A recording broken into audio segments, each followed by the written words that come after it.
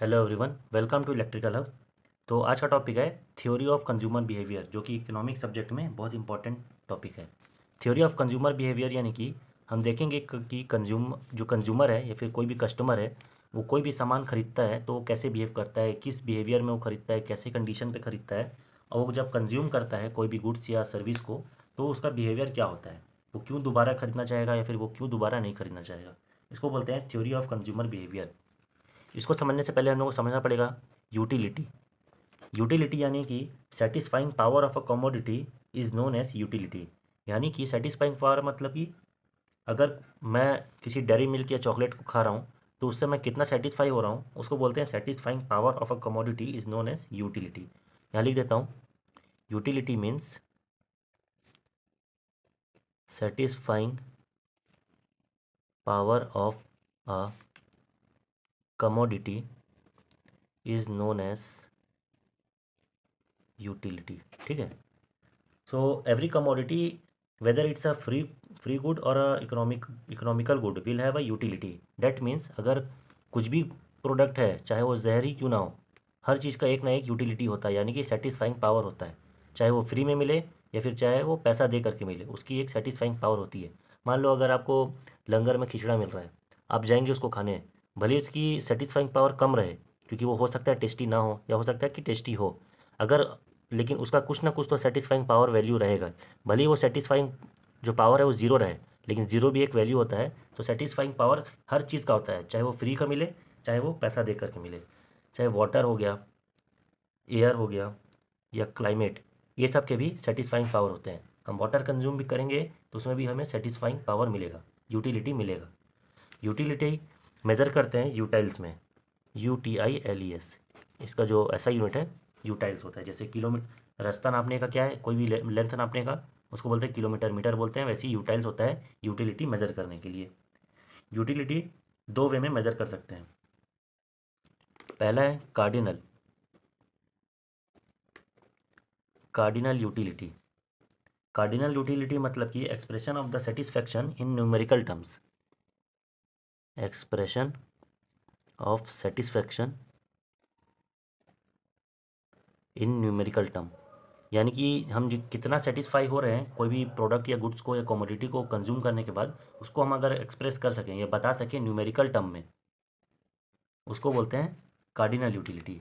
Second होता है ordinal utility.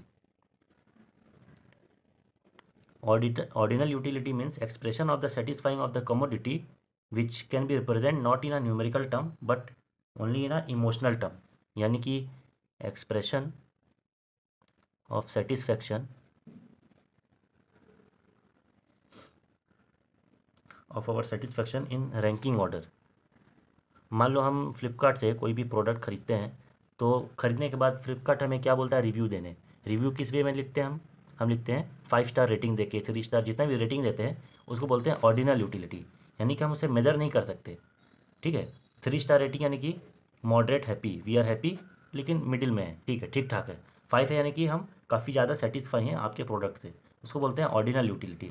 जिसको हम एक्सप्रेस ना कर सकें न्यूमेरिकल टर्म में, जैसे फीडबैक दे दिए, जैसे आजकल फ्रिजेस या एसी में भी 3 स्टार 5 स्टार आते हैं, वो हो गया ऑर्डिनल यूटिलिटी में। कार्डिनल यानी कि जिसको हम न्यूमेरिकल टर्म में एक्सप्रेस कर सकें उसको बोलते हैं कार्डिनल यूटिलिटी। अब यूटिलिटी 4 टाइप के होते हैं। Utility are of 4 type. पहला है फॉर्म यूटिलिटी, यानी कि शेप यूटिलिटी, इसको शेप भी यूटिलिटी बोलते हैं। जैसे कि वुड्स जो हैं, वुड्स, टिम्बर, लकड़ी जो भी रहता है उसको हम किस में कन्वर्ट कर देते हैं, फर्नीचर में। ठीक है, इसको बोलते हैं फॉर्म यूटिलिटी। यानी कि नॉर्मल जो पेड़ था, उसका लकड़ी था, उसको हमने कन्वर्ट कर दिया फर्नीचर में, तो उसके बाद जो हमें सेटिस्फेक्शन मिलता है इसको फर्नीचर में आराम करके, इसको ख़रीदने के बाद इसमें इसको यूज़ करके, उसको बोलते हैं फॉर्म यूटिलिटी। सेकंड आता है प्लेस यूटिलिटी।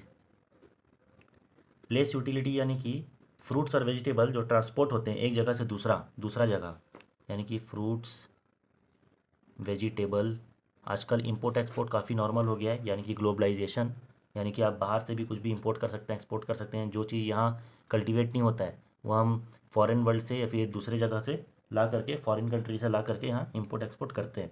तो उसको बोलते हैं प्लेस यूटिलिटी। बाहर से ला करके हम जब यहाँ कुछ चीज़ कंज्यूम करते हैं और जब हमें उसे सेटिस्फैक्शन मिलती है, उसको बोलते हैं प्लेस यूटिलिटी। थर्ड आता है time utility, storage of foods. Time utility यानी कि कोई चीज़ कितने टाइम तक रखने के बाद उसके बाद उसे कंज्यूम करना है, उसको बोलते हैं स्टोरेज ऑफ यानी कि टाइम यूटिलिटी। मान लो कोई शराब है, ठीक है, वाइन को हम लोग जितना पुराना रहता है वो उतना ही बेहतर रहता है, उसको बोलते हैं टाइम यूटिलिटी। हमें हमारी सेटिस्फाइंग पावर कितनी बढ़ेगी टाइम यूटिलिटी के रिफरेंस में, उसको बोलते हैं टाइम यूटिलिटी। फोर आता है सर्विस,